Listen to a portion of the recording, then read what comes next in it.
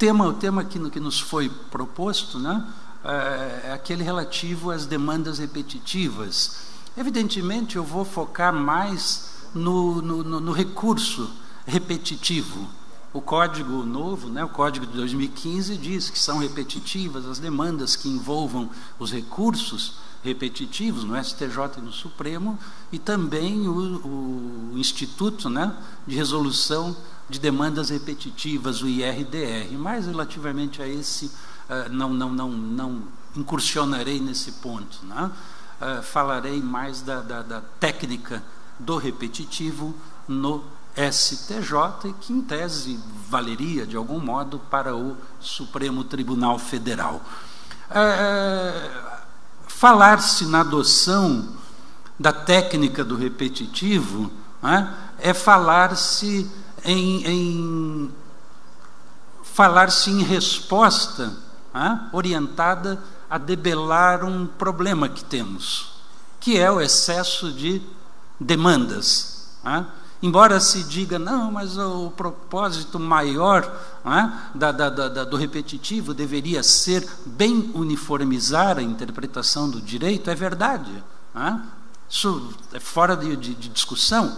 Entretanto, não se pode negar que os olhares estão hoje voltados, né, para essa ferramenta, sobretudo nessa perspectiva, na perspectiva de se conseguir o descongestionamento das cortes, dos tribunais, dos fóruns em primeira instância. E para isso até vale a pena a gente aqui considerar alguns dados. Nós estamos nos habituando mais e mais a conviver e buscar informações, explicações no campo da estatística, né? Mas eu digo a vocês, evidentemente, devem saber, mas eu só recordo, né?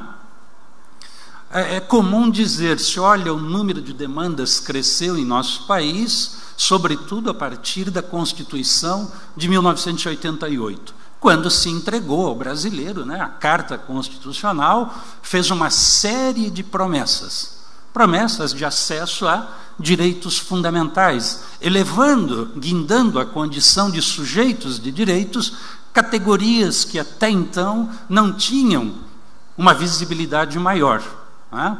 Vamos aqui imaginar, por exemplo, a categoria do consumidor, né? Não havia o consumidor não era posto nesse patamar, né, em que hoje se situa. O menor de 18 anos, né?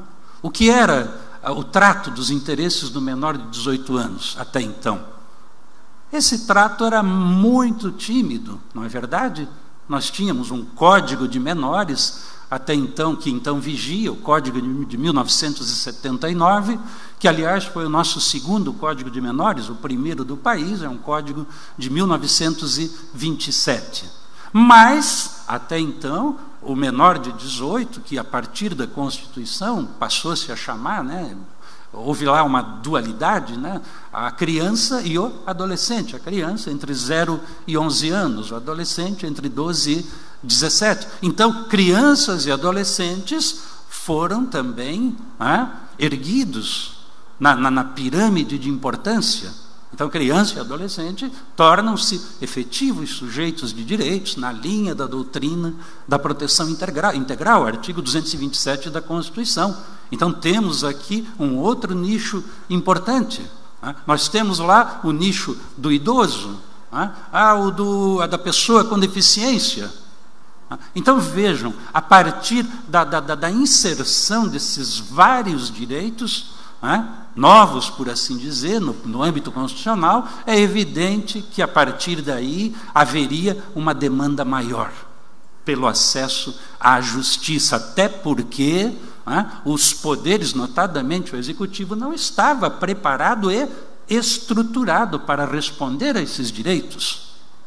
E, diante da recusa, da omissão, obviamente que a jurisdição, como instrumento supletivo, aí a jurisdição passa a ser solicitada. E só para que tenham ideia dos números, né, Em 1988, quando a Constituição brasileira é aprovada, em 5 de outubro, nesse ano, ou naquele ano de 1988, no país inteiro foram propostas em todas as justiças, comum, federal, especializada, algo em torno de 350 mil ações.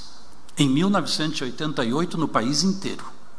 Um país com 27 tribunais de justiça, 5 cortes regionais federais, 5.500 municípios, milhares de comarcas. A partir daí, vamos perceber o grau com que as coisas evoluíram no campo numérico. Em 2001, portanto, 13 anos após a vigência da Constituição, há um salto. Em 2001, deram entrada na justiça brasileira como um todo 12 milhões de novas ações, só no ano de 2001.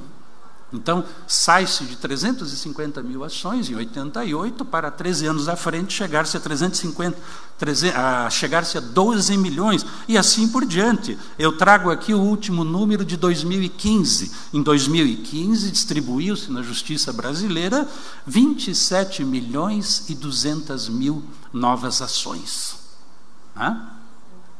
Então, aí começa-se a prestar atenção nas dificuldades do aparelho judicial para fazer frente a essa demanda. Então, o que se percebe é que, ao longo dessas quase 3 décadas da nova Constituição, nós tivemos um aumento, tenho aqui, o número de ações ajuizadas foi multiplicado por 80. Entretanto, o número de juízes, desde o primeiro grau até o Supremo, experimentou uma multiplicação por 4. Se tínhamos 4 mil juízes em 1988, hoje estamos na casa dos 17 mil. Aumenta em 4 vezes o número de julgadores, mas aumenta em 80 vezes o número de ações ajuizadas. E com o incremento, que também orientou-se nesse sentido, o bom incremento da técnica das ações coletivas, que ganhou mais destaque a partir de 1985, quando entre nós surge a figura da ação civil pública, Lei 7.347.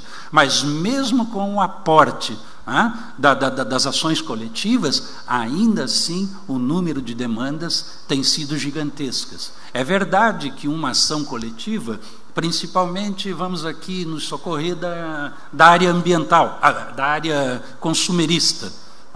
Na área consumerista é comum que se consigam decisões favoráveis para o consumidor através das ações coletivas, em que se solicita a tutela de direitos individuais homogêneos. É verdade, há um só proponente, uma só decisão, uma sentença de procedência genérica, mas na sequência teremos o quê? Múltiplas execuções individuais. Então, se num primeiro momento, na fase de cognição, é importante a contribuição da ação coletiva, não podemos, no entanto, ignorar que na sequência advirão as execuções individuais. Muito bem, então, nos últimos tempos, tem havido uma busca incessante por ferramentas capazes de racionalizar, de potencializar e, portanto, dar concretude à promessa constitucional de acesso à jurisdição, que vem inscrita no artigo 5º, inciso 35. Mas, obviamente, essa promessa de acesso devendo ser ornada por resultados efetivos. Não adianta só adotar-se providências que digam, olha, todo brasileiro hoje já consegue ingressar com a sua ação. Seja por meio da advocacia privada, por meio das defensorias públicas e assim por diante. É ótimo que assim seja. Entretanto, nós precisamos examinar a porta de saída. Nada mais fácil do que hoje, portanto, ingressar-se com uma ação em juízo. Mas o ingressar-se com uma ação em juízo hoje equivale mais ou menos ao iniciarmos uma reforma em nossas casas. Você só sabe quando começa, não sabe quando termina e nem quanto custará essa reforma. E é no sentido de exatamente se encontrar meios efetivos, aptos a que o resultado da prestação chegue efetivamente ao alcance, que a prestação ganhe contornos de concretude, reflita na realidade prática daquele que tenha sido o vitorioso. É nesse rumo que se busca, portanto, esses novos meios para se favorecer uma adequada prestação jurisdicional. Talvez um dos grandes momentos, nesses últimos anos mais recentes, tenha ocorrido com a primeira etapa da reforma do Judiciário, em 2004, por intermédio da Emenda 45. A Emenda 45 nos entregou alguns mecanismos bastante inovadores. Dentre eles, imaginemos aqui a figura da súmula vinculante. Porque até então só conhecíamos a figura da súmula dita persuasiva. Aquela súmula que serve de padrão, de orientação, mas o juiz, em tese, não está obrigado a observá-la. Essas súmulas persuasivas, que tiveram seu nascimento em meados da década de 1960, no âmbito do Supremo Tribunal Federal, sob as instâncias, sobretudo pela iniciativa do então ministro Vitor Nunes Leal. Então, essas súmulas, que hoje no Supremo estão em número de 736, se não me falha a memória, elas ganharam uma parceria com a Emenda 45, que foram as ditas súmulas vinculantes. A vinculante, diferentemente da persuasiva, a vinculante, diz o texto constitucional, não dá opção de escolha para o julgador. O julgador, em tese, tem que observar e aplicar a súmula de cunho vinculante. E essa súmula extrapola, inclusive, o âmbito do judiciário. A súmula vinculante, diz o texto constitucional, alcança também o gestor público, o administrador, com uma única diferença. É que quando se regulamentou a súmula vinculante, disse-se que se o administrador, o gestor público, não observá-la, ele automaticamente será alvo de investigação policial, incorre na prática de crime. Não se disse o mesmo em relação ao magistrado. Talvez fosse um bom estímulo, para que os magistrados observassem súmulas vinculantes. Mas, enfim, nós tivemos ali a súmula vinculante, com a Emenda 45, também a técnica da repercussão geral, relativamente ao Supremo Tribunal Federal. Pela técnica da repercussão geral, o que é que se passou a dizer? Que não bastaria mais àquele que alega que determinado Tribunal Federal violou uma norma da Constituição, não bastaria mais a esse sucumbente que fosse ao Supremo e dissesse: olha, Supremo Tribunal de Santa Catarina, ao decidir a minha causa, deu uma aplicação incorreta ao artigo 20 do texto constitucional, como até então se fazia, como de ordinário se fazia. A partir da repercussão geral, passou a ser absolutamente indispensável que a parte abra o seu recurso extraordinário com um capítulo preliminar, portanto, em que ela deve demonstrar a chamada repercussão geral, dizer que a decisão que o Supremo vier a dar no seu extraordinário, ela será útil não só para ele, recorrente no plano individual, mas ela será de uma utilidade transcendente. Aí a ideia da transcendência subjetiva na repercussão geral. Então, para além de eu demonstrar que há um tema relevante constitucional, merecedor do crivo do Supremo, o Supremo tem que se convencer de que, ao dar essa decisão para o recorrente individual, essa decisão vai ajudar o Supremo também a se livrar de dezenas, de centenas de recursos que versam sobre o mesmo assunto. Aí, porém, uma observação a ser feita é a seguinte: com o modelo da repercussão geral hoje vigente, o que se enxerga é a seguinte consequência: o Supremo, por vezes, e por muitas vezes, haverá de, examinando o recurso extraordinário individual da parte, o Supremo dirá, puxa vida, é mesmo, o Tribunal de Santa Catarina errou grosseiramente ao aplicar esse artigo no teu caso, extraiu desse artigo uma interpretação equivocada. Mas, que pena, filho, eu não vou poder corrigir isso, porque a causa que você me traz não ostenta, não se reveste desse impacto que transcenda o teu interesse pessoal. E isso fará com que uma interpretação equivocada de um tribunal local prevaleça, né? O que até então era inimaginável, até 1988, porque até 88 o Supremo era o encarregado de julgar em recurso extraordinário não apenas as violações à norma da Constituição, mas era o encarregado também de dar a última palavra sobre violação à norma federal, abaixo da Constituição. Tarefa que a partir de 88 foi confiada ao STJ. Olha, STJ, o Supremo está encrencado. Ele não tem mais onde guardar processo, e físico naquela época. Então, o STJ aparece lá como uma costela do Adão, né? Tira a costela do Adão e surge a Eva, né? Então, seria um tribunal hoje feminino, né? O STJ. Embora não tenha tantas ministras, né? Mas precisamos rapidamente, né, corrigir esse equilíbrio. Mas, enfim, o STJ fica com o encargo de resolver, por meio de recurso especial, as alegadas violações à norma de direito federal.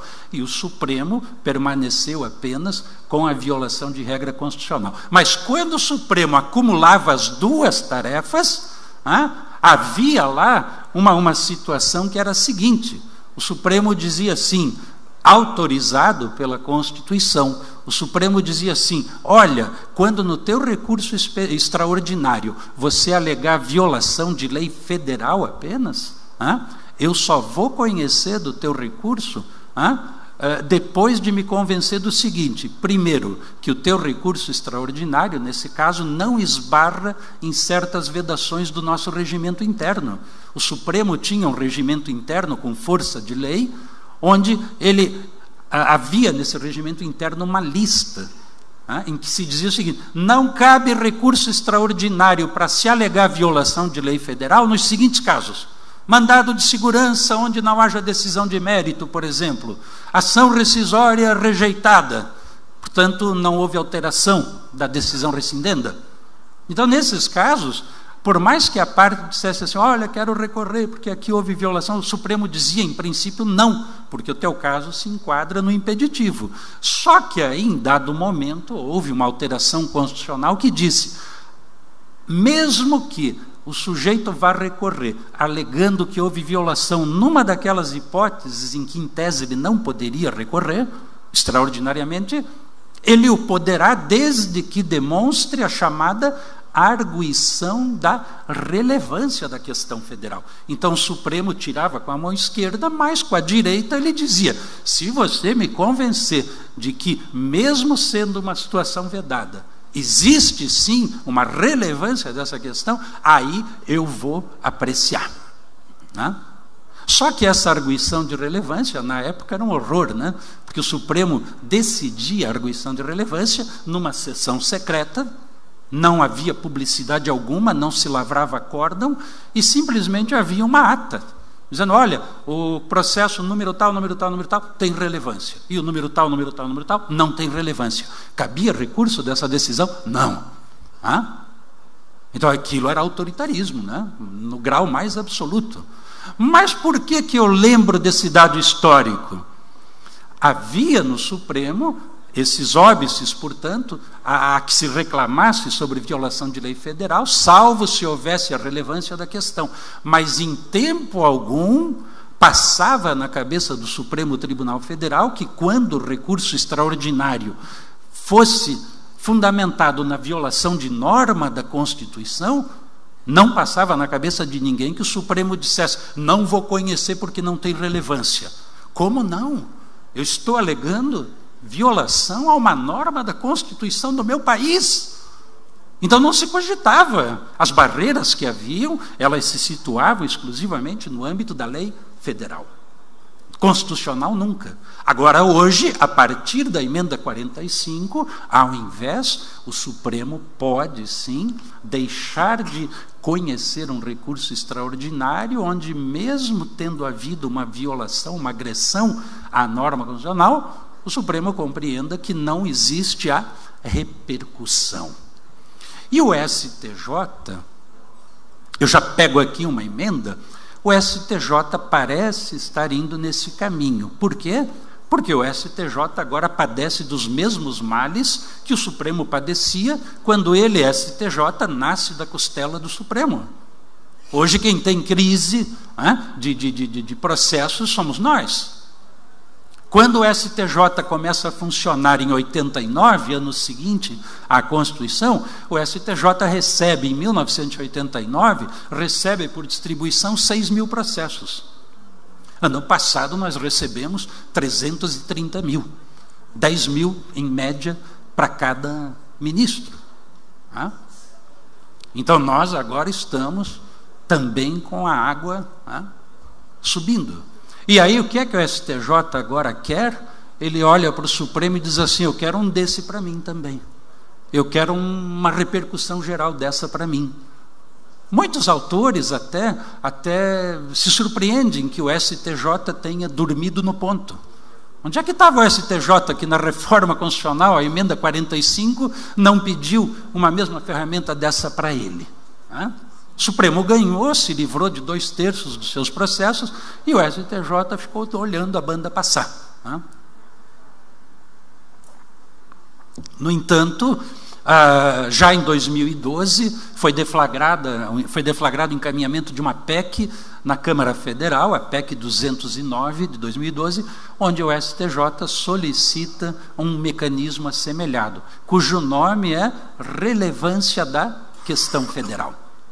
Essa PEC já foi aprovada na Câmara, já está agora em tramitação no Senado. No Senado ela recebeu o número 10/2017, PEC número 10 desse ano, e lá, a prevalecer a proposta que tem a simpatia do STJ, lá vai se dizer que o STJ só conhecerá, só admitirá resolver recurso especial se estiver antes convencido de que a questão federal trazida no recurso especial, ela se revista de relevância da questão federal. E aí, naturalmente, em sendo aprovada essa PEC nesses termos, nós precisaremos regulamentá-la.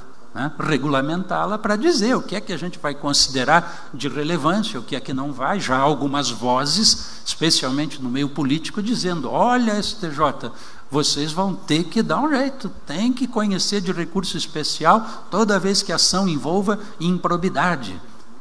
Porque improbidade acarreta perigo de levar o envolvido, o implicado, à ineligibilidade.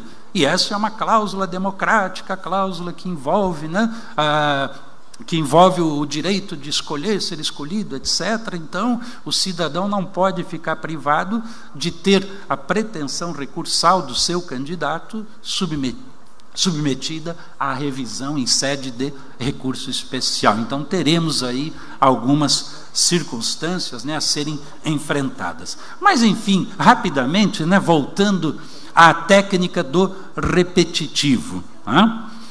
O STJ, inclusive, por sua atual presidente, ministra Laurita Vaz, ela acaba de divulgar um plano de ação do Superior Tribunal de Justiça, um plano previsto já para ser atendido, alcançado, cumprido até 2020, e pela importância de que se reveste ao chamado recurso repetitivo, esse ponto de interesse do STJ está colocado no plano.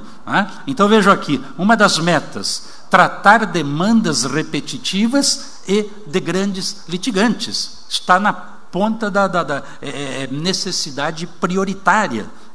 E aí, ainda dentro desse plano, a ideia é de se garantir tempo médio de 180 dias, desde a afetação do recurso como repetitivo até a publicação do acórdão do seu julgamento. É uma meta ambiciosa, fazer com que um repetitivo seja decidido em 6 meses. E isso se justifica, evidentemente, e os senhores e senhoras advogados sabem disso, de como causa desassossego, embaraço na atividade, o fato de que o Supremo, por exemplo, disse: olha, aqui eu reconheço repercussão geral. Muito bonito, né? Mas e aí passa-se 2 anos, 3, 4, 5, 6, 7, 8, e a repercussão não é decidida. E os processos ficam empilhados nos tribunais de origem, nos juízos de primeira instância. Então não adianta nada reconhecer a repercussão geral, ou no STJ reconhecer-se o caráter repetitivo da questão e não haver julgamento em tempo hábil, né?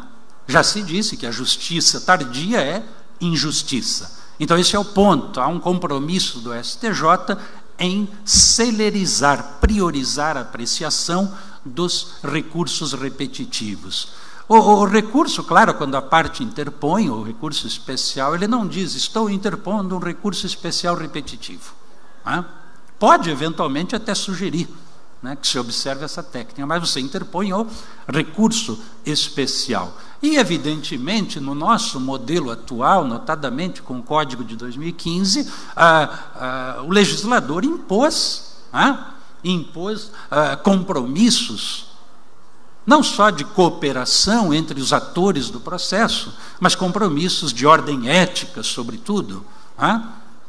Quer-se que os juízes fundamentem de maneira adequada as suas decisões, como quer-se, no outro lado, na outra ponta, que os eminentes advogados também, quando apresentem suas peças processuais, apresentem peças igualmente fundamentadas. Daí porque eu tenho dito, né, quando se trata de exercer atividade recursal, ela deve ser exercida de maneira consciente. Eu uso aqui a figura do recurso responsável. O recurso não pode mais ser uma aventura. Principalmente agora, né? Estamos à frente da chamada sucumbência recursal. Você recorrer por recorrer e depois ter que dizer para o teu cliente: olha, que pena, eu recorri contra a súmula, recorri contra repetitivo, repercussão geral, você ganhou mais uma multa, e a multa vai para o cliente. Então o recurso precisa ser um recurso responsável e que se espere também uma decisão à altura dos tribunais. Então é muito importante que se tenha essa percepção. É evidente que todos nós sabemos, o primeiro juiz da causa quem é? É o advogado.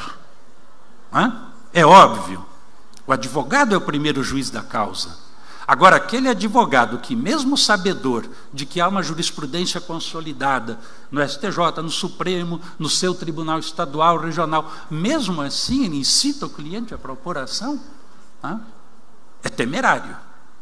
Isso não pode, acaba não terminando bem. Eu reconheço e acho que todos especialmente os que cultivam o trato da ciência processual, reconhecem a verdade que o processo, há muito tempo, tornou-se a grande estrela da companhia. Não é verdade? O direito material, o direito de fundo, fica relegado a segundo plano. Me dói de fato no coração às vezes dizer assim: olha, não conheço do teu recurso especial porque você não trouxe a comprovação na interposição do feriado local. Pô, mas o advogado não sabia. O advogado tem que estar permanentemente atualizado com a jurisprudência, especialmente quando vai recorrer para o Supremo, para o STJ. Ali, esse tipo de recurso, efetivamente, é lícito dizer, o especial e extraordinário não se tratam de recursos para principiante, não é para aprendiz de feiticeiro. Na dúvida, você vai falar com o cliente: olha, cliente, até a apelação eu fui, agora daqui para cima, o buraco é mais embaixo. Vamos subestabelecer isso? Tem um sujeito lá que é mais sabido que eu, ele conhece o caminho das pedras. Porque senão o teu direito bom vai pelo ralo. Como está indo pelo ralo o meu tempo? Portanto, é importante que se tenha essa consciência de um agir profissional responsável.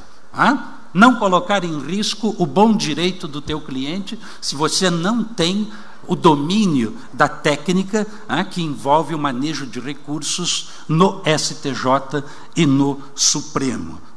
Eu tenho aqui algumas anotações, onde eu até digo o seguinte: o Supremo Tribunal Federal, acho que vocês bem detectaram isso, vocês todos, senhores e senhoras todos, que o Supremo não usa a terminologia do repetitivo. O Supremo, depois que entrou em vigor a técnica da repercussão geral, ele não dá a menor bola para essa terminologia de repetitivo. Vocês podem pesquisar, não tem ementa dizendo. Embora o código anterior e o atual falem de recurso repetitivo especial e recurso repetitivo extraordinário. Mas o Supremo ignora olimpicamente, não trata isso como... É verdade que eles levam em conta o número de ações idênticas, etc., mas eles ignoram essa terminologia. O STJ é que a utiliza, já nas ementas. Entretanto, uma vez aprovada a PEC da relevância da questão federal, eu penso que o STJ vai seguir o mesmo caminho do Supremo. Nem mais vai se utilizar dessa terminologia, mas de qualquer sorte vai julgar recursos que tenham um interesse múltiplo, no aguardo da solução. Falar-se na técnica do repetitivo essencialmente eu voltar os olhos para dois dispositivos que são fundamentais no livro dos recursos. Dentro do novo CPC, o livro dos recursos, que agora se tornou o último livro, a partir do artigo 926. O 926 nos diz: os tribunais devem uniformizar sua jurisprudência e mantê-la estável, íntegra e coerente. Aqui não se trata, aqui me apoio de novo na lição do professor Neviton, A lei não disse que o tribunal tem incumbência de manter a sua jurisprudência justa. A justiça é um dado que está no nosso íntimo. Eu acho, ninguém me convence do contrário. Um juiz substituto que tomou posse de manhã cedo, deu a sua primeira sentença, ninguém vai me provar o contrário, de que essa sentença dele seja menos justa do que a que o Supremo, 5 anos à frente, vier a dar no mesmo caso. Nem STJ, nem Supremo tem o monopólio do justo e do injusto.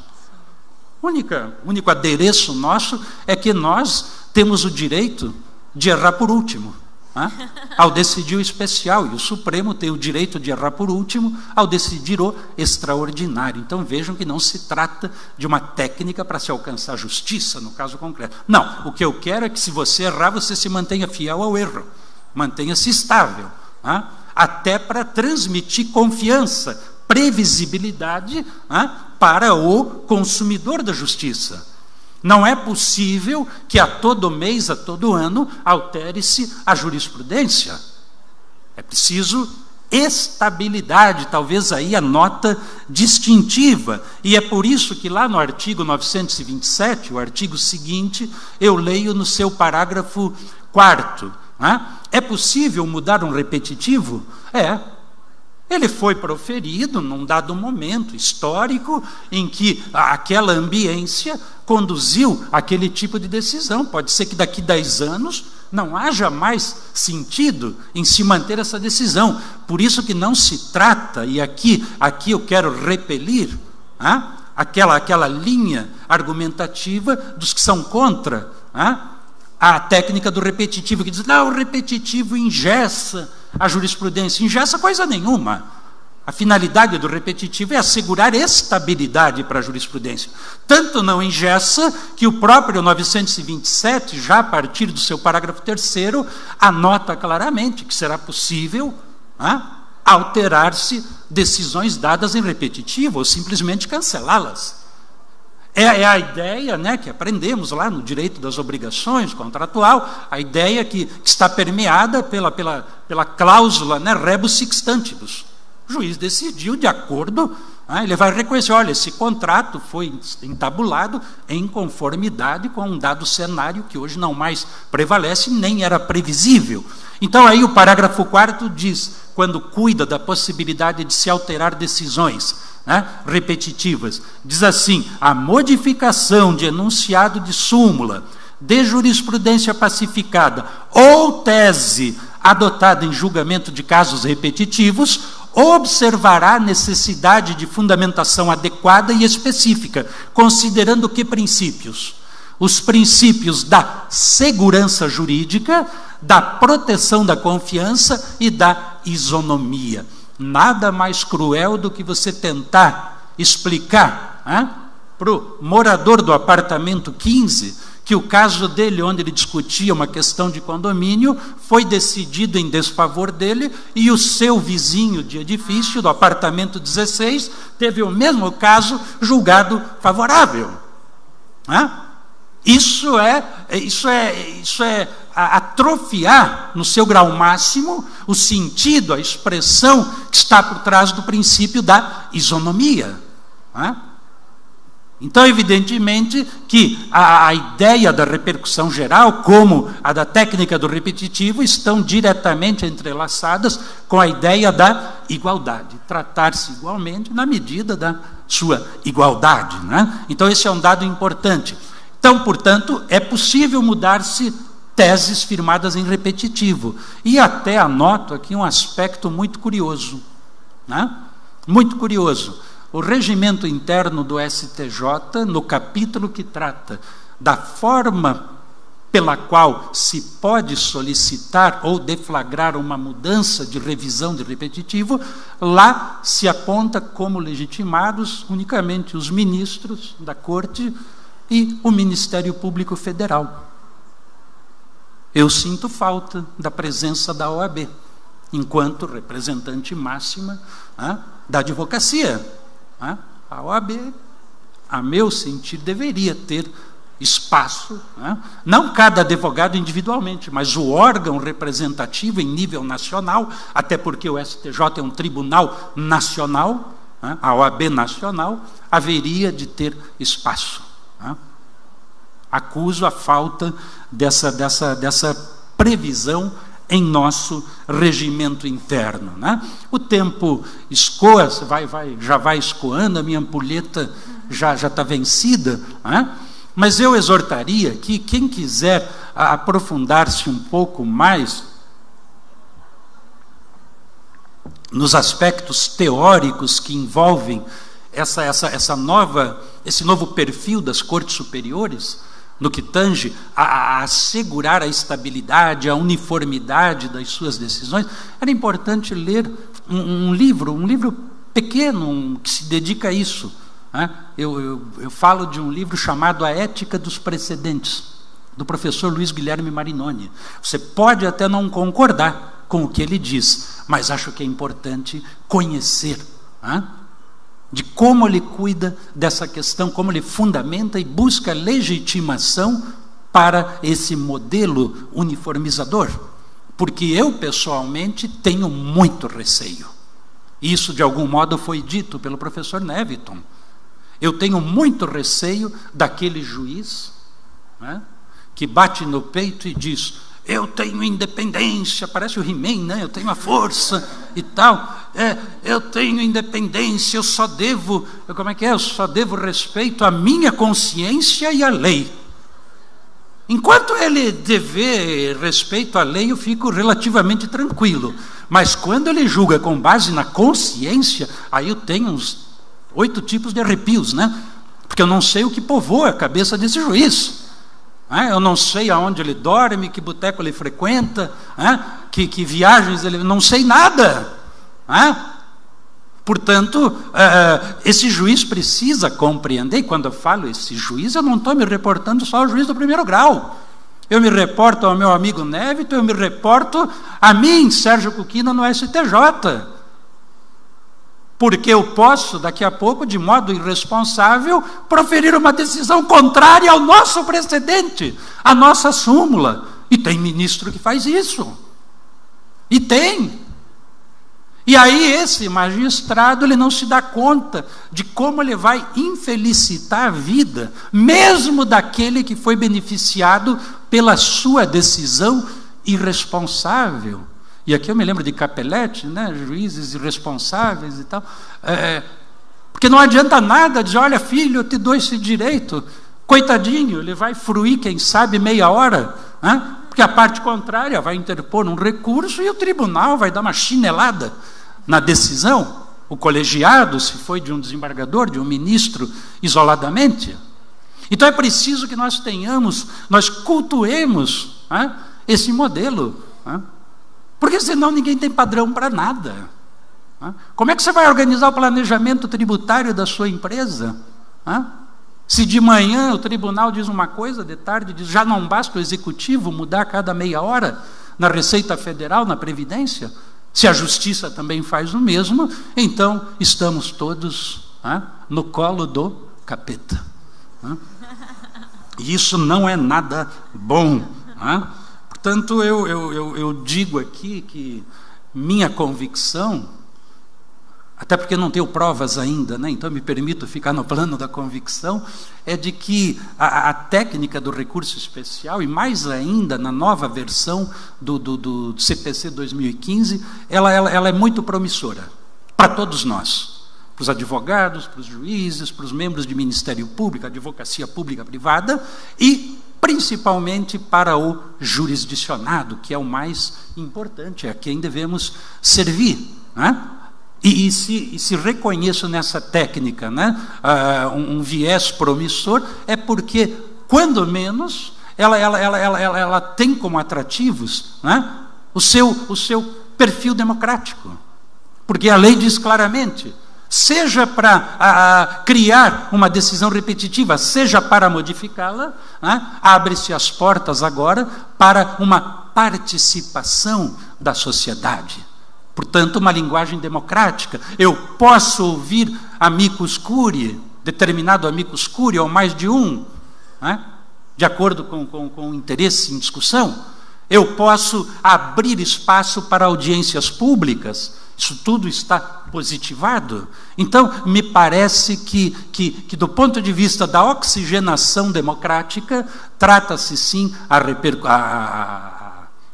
técnica do repetitivo, trata-se de um instrumento de viés altamente positivo, como eu espero que também o seja, né, a técnica da relevância da questão federal em sendo aprovada no âmbito do Congresso Nacional, né? Eu, como disse, promotor que fui por 28 anos, né, eu sempre tenho esse cuidado, porque isso eu sei de experiência pessoal, né, que nunca se deve dar a palavra a um promotor, né, porque você nunca sabe quando ele vai devolver, né? E eu, portanto, ainda tenho algum traço, né, a alma aí de promotor, portanto, agradeço muito a gentileza, né, de nos ouvirem. Sei que roubei tempo do professor Neviton, gostaria de tê-lo ouvido, até fiquei encabulado de vir aqui depois da vossa fala, como fico encabulado também ao saber que antecedo a exposição do professor Bandeira de Melo, né, que certamente trará um fecho de ouro, né, cravejado com muitos brilhantes, né? Agradeço de novo, portanto, a fidalguia da Ordem dos Advogados de nos receber nesse evento, nós do Judiciário, nos receber em tão grandioso evento, a OAB, a nossa instituição da sociedade civil de maior relevância no Estado brasileiro, sempre presente nos momentos de bonança e nos momentos turbulentos. E deu mais uma prova disso ontem, quando, sem antecipar juízo de mérito, né, acolhe a sensação da opinião pública e diz, olha, Congresso, resolva, né, resolva essa questão institucional, né. Ontem a OAB protocolou, portanto, um pedido de impeachment, sem qualquer juízo de valor, mas só devo parabenizar, né, largamente essa iniciativa que não nos surpreende. A OAB é sempre baluarte da defesa, né, dos nossos maiores e melhores valores democráticos. Sucesso a todos, parabéns pelo evento.